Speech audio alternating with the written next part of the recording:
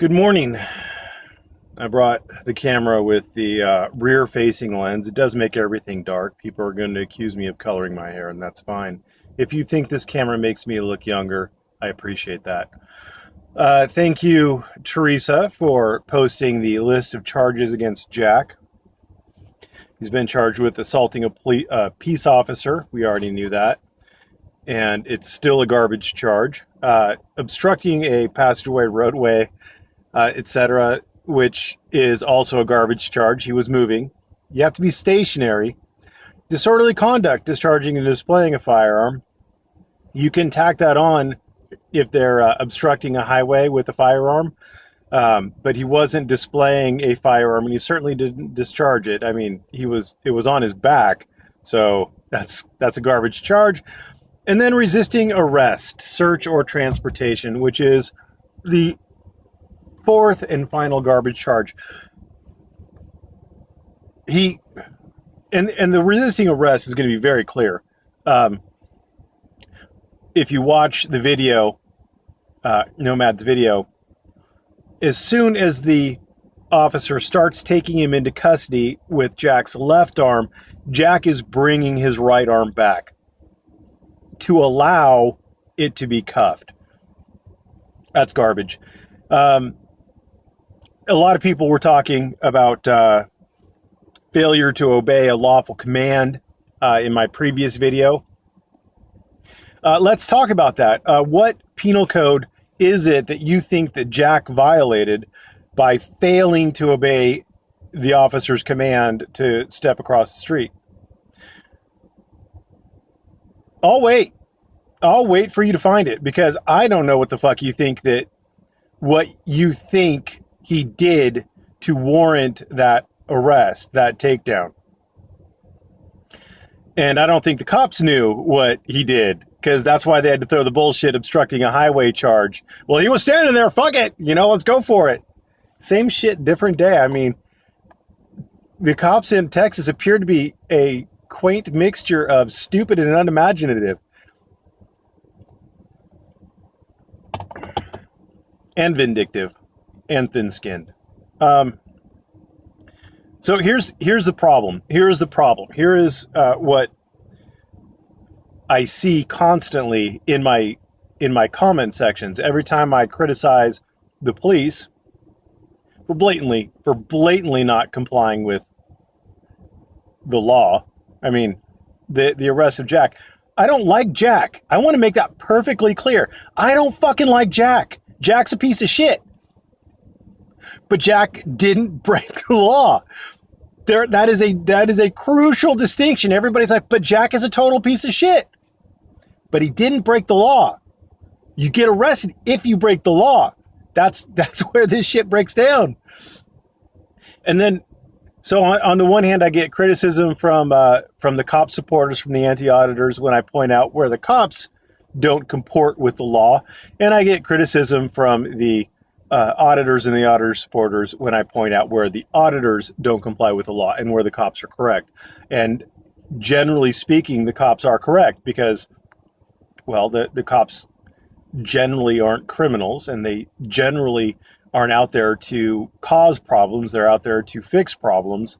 So generally speaking, it's the cops who are right and the auditors who are wrong. But in this instance, and in the previous instance with John Gray, extra good citizen, the cops were wrong. And here's the thing on the assault I want everybody to be perfectly aware of. The prosecution is going to have the responsibility to prove beyond a reasonable doubt that Jack intentionally headbutted the cop, or that Jack knowingly headbutted the cop. The action that Jack did had to be voluntary. The prosecution is going to have to prove that the action that Jack did was voluntary, that Jack meant to do the action. He meant to do the action, and that he intended for that action to result in the headbutt, or he knew that the result of the action he intended to do would result in the headbutt. The prosecution has to prove that, and they have to prove it beyond a reasonable doubt. Jack could be an utter asshole the entire rest of the day, but they're going to have to prove that he intended or knew that his actions were going to result in the headbutt. And people are like, oh, he should have known that the guy's head could have been over me. But you're making a lot of assumptions, and these are assumptions that the prosecution is going to have to prove beyond a reasonable doubt. They're going to have to prove that Jack knew the motherfucker's head was over him. And unless you don't have a neck, and I've seen some of the cops in Texas who don't have necks, you can move your head. Your head is mobile. You can have your head back. You can have your head forward. Jack doesn't have eyeballs in the back of his head. Jack may have been squinting in pain. He was wearing sunglasses. I couldn't see his eyes. I mean, I have some video analysts out there who were telling me that Jack could see the corporal's badge, and from that he should have known and triangulated the location of the officer's head. If you're going through that length, you're going to have a shitty time trying to prove that beyond a reasonable doubt. And this is a class 3 felony or some shit. I mean, this isn't small potatoes. This is one more just pure abuse by the officers in Texas, by Olmos Park this time.